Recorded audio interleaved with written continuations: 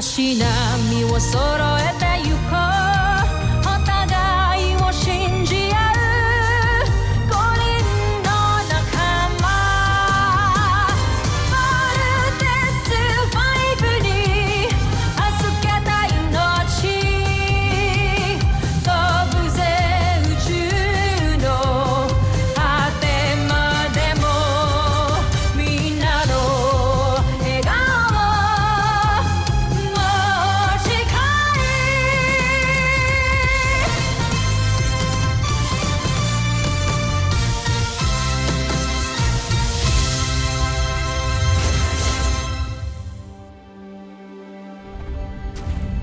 Ang nakaraan sa Voltes 5 Legacy.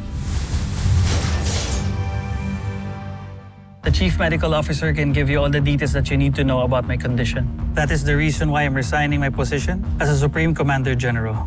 Dr. Hook, Camp Big Falcon is yours. Yes, Supreme Commander. May permission po ba kayo para gamitin yung rover na yan?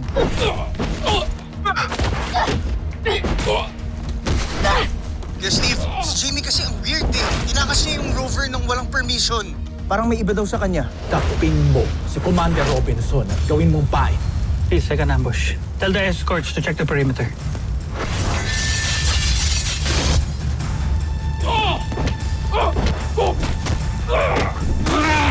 Yun na, Jamie. Kilala ko ang anak ko. Sino ka?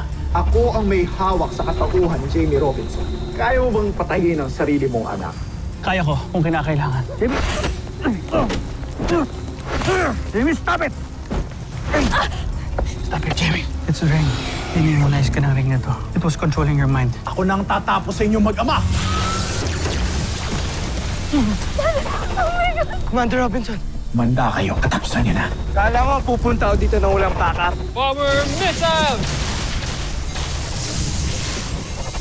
Lumisa na tayo! He's my dad. No! He's not dead! Napatay ko ang isa sa mga pinuno ng Terra Air 2 na lumalaban sa atin. Tiyak akong malaki siyang kawalan sa planetang ito. Pero buhay pa rin ang mga piloto ng Voltes 5. Isusunod ko na rin sila. I swear, I will avenge your death. I will destroy all of the Bosinians. Pinapangako ko sa'yo yun. I love you so much, Dad. Another hero has sacrificed his life. General Robinson died for us with dignity. For our fallen Supreme Commander. Rest in peace, General Robinson. Fight on.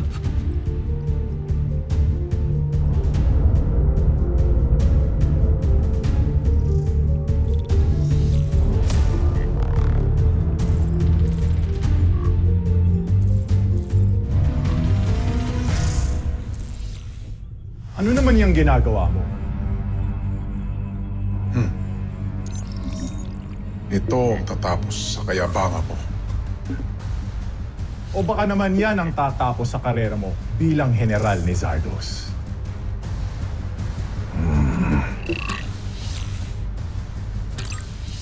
Aalis ka ba?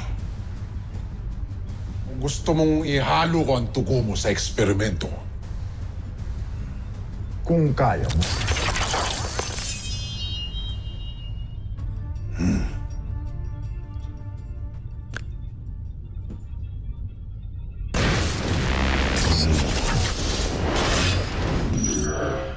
kanina ka pa.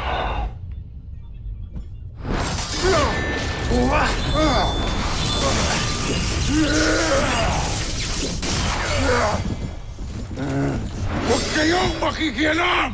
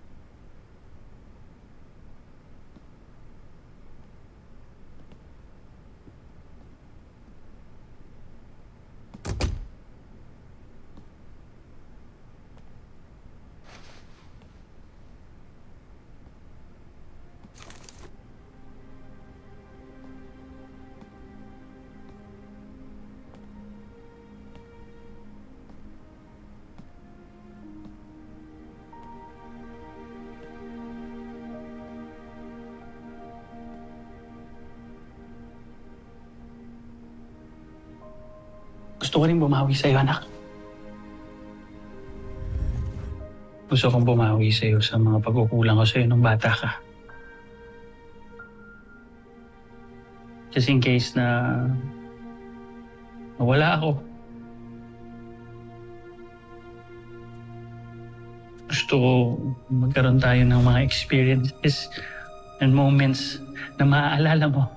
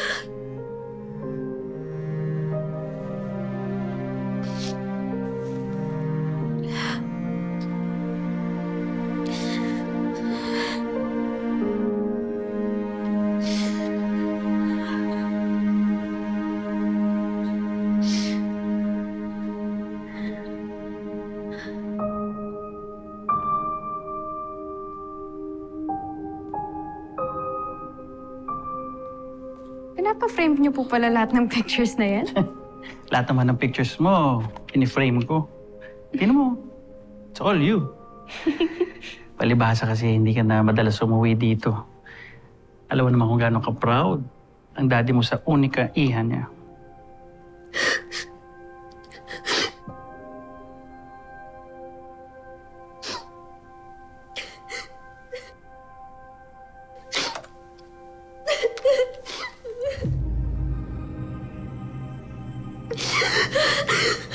Akala ko po ba malakas kayo, ha?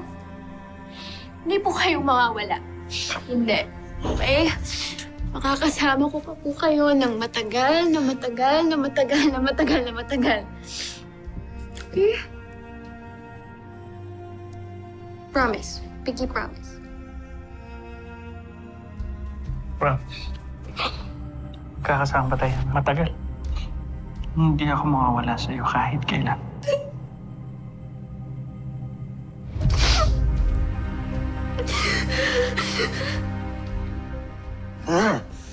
Parang hindi kayo mga general sa ginagawa ninyo.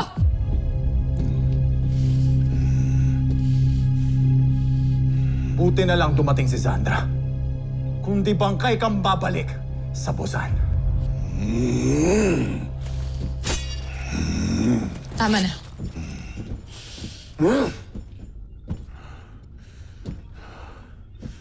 Namumuro na yun, Oslan na yan. Bakit kasi nagpapa-apekto ka pa sa kanya? Alam mo namang ginagalit ka lamang niya, hindi ba? Malapit nang bawiin ng intruva na yan. Ang lahat ng sinabi niya sa akin. Huwag mo nang sayangin ang oras mo sa galit. Ang mabuti pa, ipakita mo na lamang sa akin ang eksperimento mo.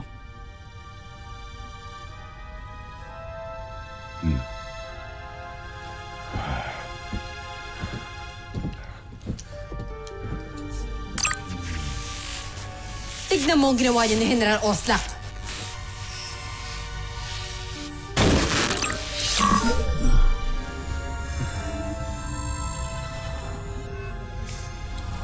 Tignan mo ito, General Sandra.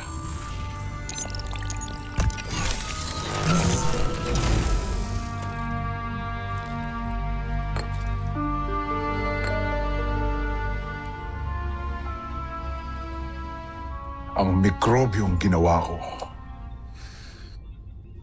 Nakita kong epektibo siya. Dahil ginamit ko ito sa isang taga-Terra Erto. Tagad siyang namatay. Hindi ba delikado rin yan para sa atin? Mag-iingat ka. Draco, ano ba ginagawa mo? Huwag kang matakot, General Sandra. Tanging tayo lamang, taga-Busan, ang hindi tinatablan ng mikrobyong ito. Kaya ito,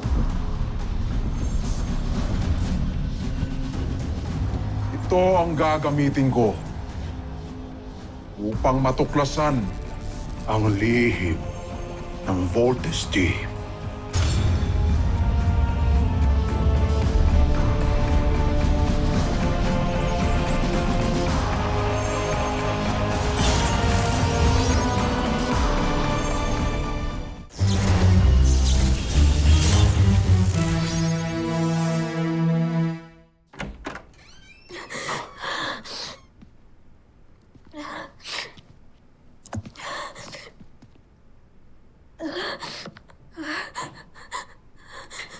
Jamie, sorry kung sinundan kita dito ha. Ayos ka lang? Egbert, pwede mo muna akong iwan, please? Okay. Pero gusto ko lang sana ipaalam sa'yo na sobrang naiintindihan ko yung nararamdaman mong pain ngayon. Kasi gaya mo, nawalan din ako ng magulang.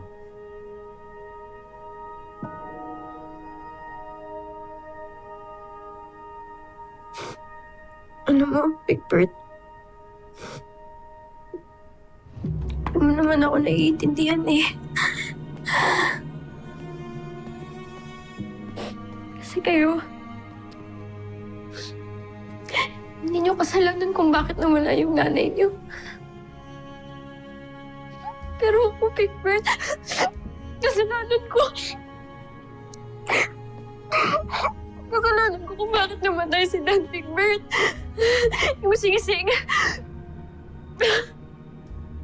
Hindi ko na lang dapat pinulot yung singsing na yun eh. Kung hindi ko pinulot yung singsing na yun, Egbert, di sana hindi ako nawala sa sarili ko. Kung hindi ako nawala sa sarili ko, di sana hindi ako yung kasalanan kung bakit nawala si Dan. Jamie.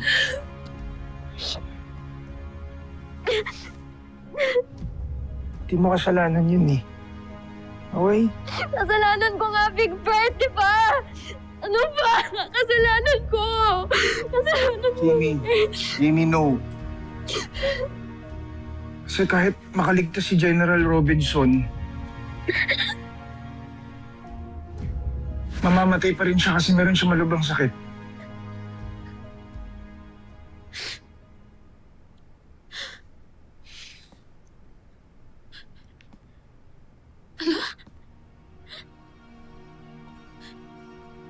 Anong ibig mong sabihin, Big Bird?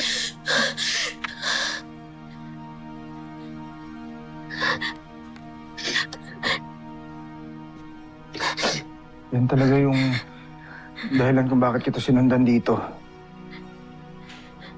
Binigay sa akin ni General Robinson yan nung kailan lang. Sabi niya sa akin, nakaschedule na raw yung operation niya. Kung hindi man siya makasurvive, ako daw yung mag-aabot sa inyo.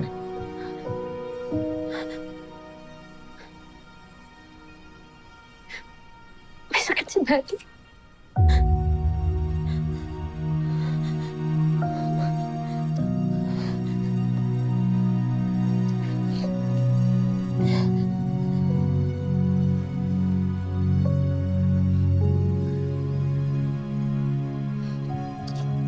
Sabi niya sa akin, may gastric cancer daw siya. Malubha. Nag-spread na yung cancer sa katawan niya, kaya kahit operahan siya, malakas daw yung chance na hindi na talaga siya makakasurvive. Jamie, sorry kung ngayon ko lang sinabi sa'yo. Pinapangako kasi ako ni General Robinson na wag ko daw sabihin sa iyo eh. O kahit na kanino. Ayaw niya nag-aalala ka. Ayaw niyang magulo yung isip mo dahil sa sakit niya. Jamie, kaya niya ginawa tong letter na to. Para kahit ano man yung mangyari, makapagpaalam siya sa'yo na maayos.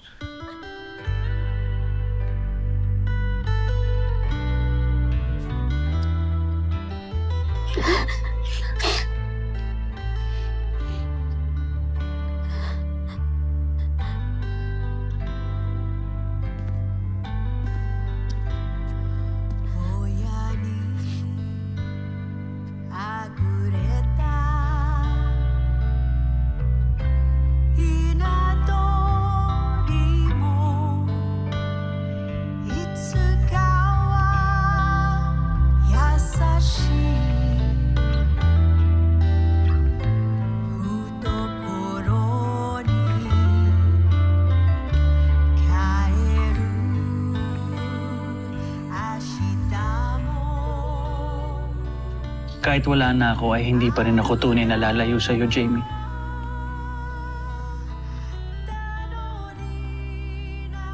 Walang magulang na nangiiwan ng anak. I will always be here.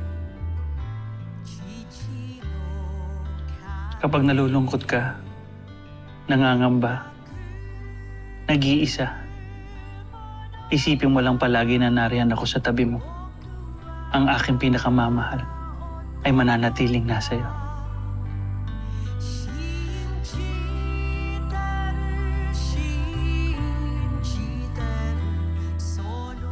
Kaya huwag mong damdamin ang aking pagkamatay, anak. Bahagi yan ng buhay na di maiiwasan. Sa halip, isipin mo lahat ng magagandang pagsamahan natin.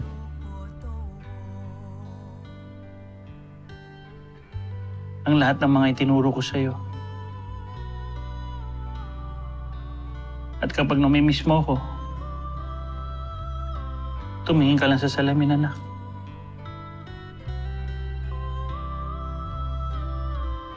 At makikita mo ako sa katauhan mo.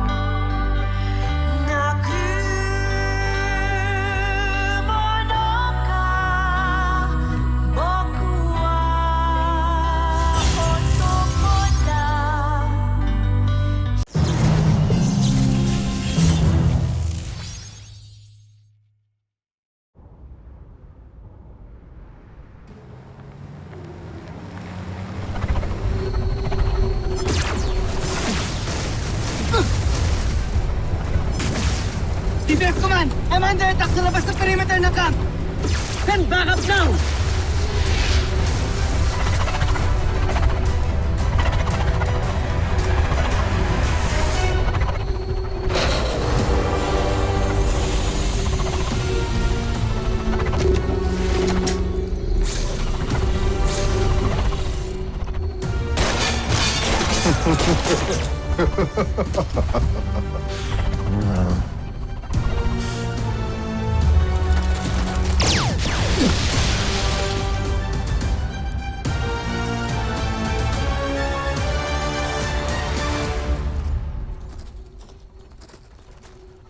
Steve Armstrong.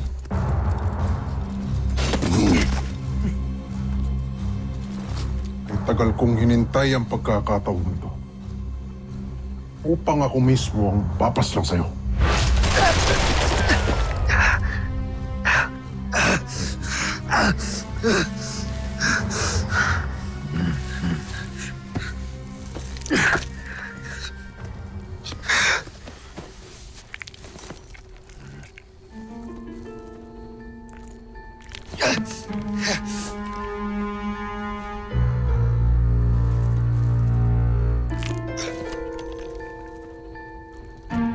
Di ka tinatablan ng inyong mga armas. Ng klase kang nilalang.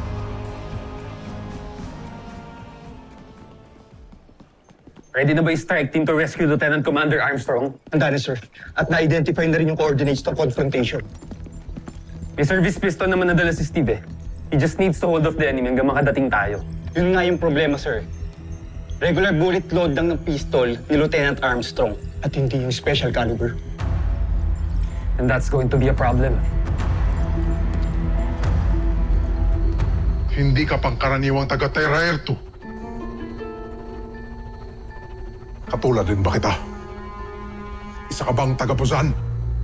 Kahit kailan, hindi ako magiging katulad mo! Malalaman ko ang katotohanan sa pamamagitan nito.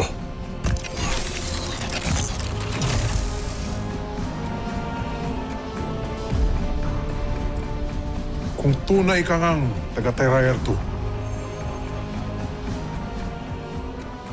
Kakainin nito ang balat ng katawan mo.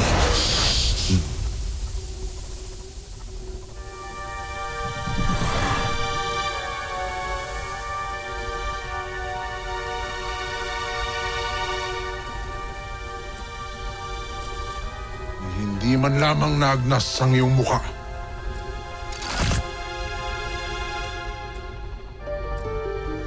Anong klase kang nilalang? Makatunay ngang isa kang Buzainian. Kung isa ka mang taga-Buzang, isa kang walang kwentang alipin. At kailangan mo nang mamatay!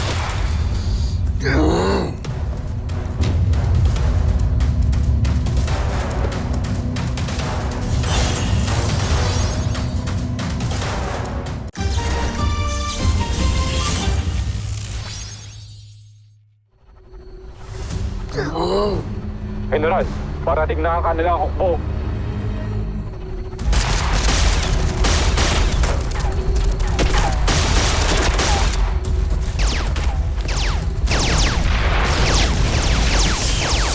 Hindi na sila! Kailangan ko mag-ulat kay Prinsipe Zardos.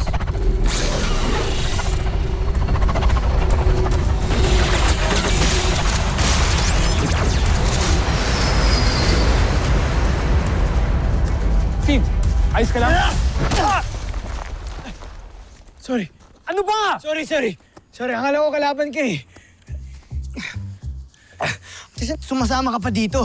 Hindi ba nagtatawag ka ng backup? Mark, may security team na. Okay. Kahit buwisit ako sa'yo, hindi ako traidor.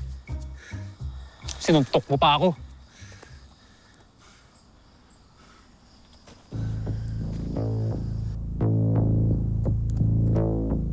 Thanks, Mark.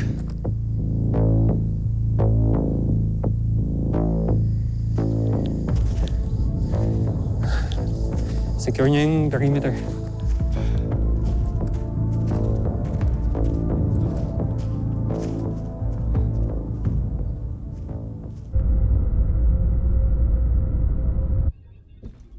Joffrey. Tama bang tinig ko? Pumunta ka ng lupa ng walang pahintulot ko. At natalo ka ni Steve Armstrong. Sa laki mong yan, nagpatalo ka.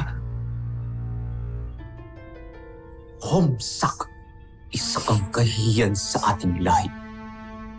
Dapat sa'yo ginagawang alipin. Pero, takpin si Draco. Joffrey.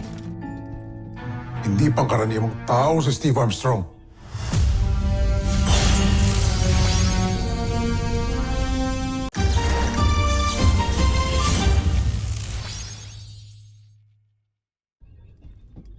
Hindi pangkaraniwang tao si Steve Armstrong.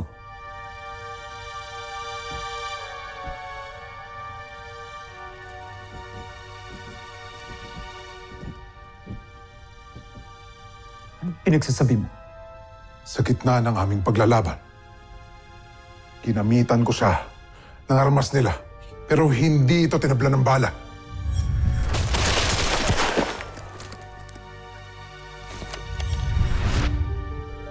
Tayo lang, mga taga-Busan, ang hindi tinatabla ng armas nila. Anong ibig mong sabihin? May hinala ako na may dugong Busan, si Steve Armstrong.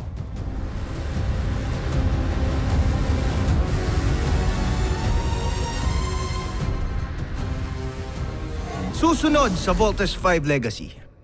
Kagaya ni Papa, meron tayong dugong Buzainian. At ni Kuya Manuel. Di Manuel yung pangalan niya, Little John. Zardos. Dak, Shivan! Hindi ako kumbinsidong kagaya natin sina Steve. Dahil alam kong ni patak ng dugo natin ay wala sila. Kaya kahit kailan, hinding-hindi natin sila magiging kalahi. Tama lamang na hindi nalaman ni Zardos na talagang buhay pa si Hrothgar. Kaya bago pa niya malaman ng lahat, kailangan na mapigilan si Zardos sa pagtatagumpay. At sa'yo ko pa rin iaatas ang misyon na yan, General Oslak. Masusunod, Joffrey. Sinasabi mo ba sa akin na naisahan ako ni Hrothgar at buhay pa siya? Na hindi ko pa siya napapatay? na nasa katauhan siya ni Dr. Ned Armstrong. Sa halip na mag-isip kayo ng kung ano-anong kalokohan, mag-isip kayo ng paraan kung paano natin tuluyang mapapasta ang ating mga kaaway.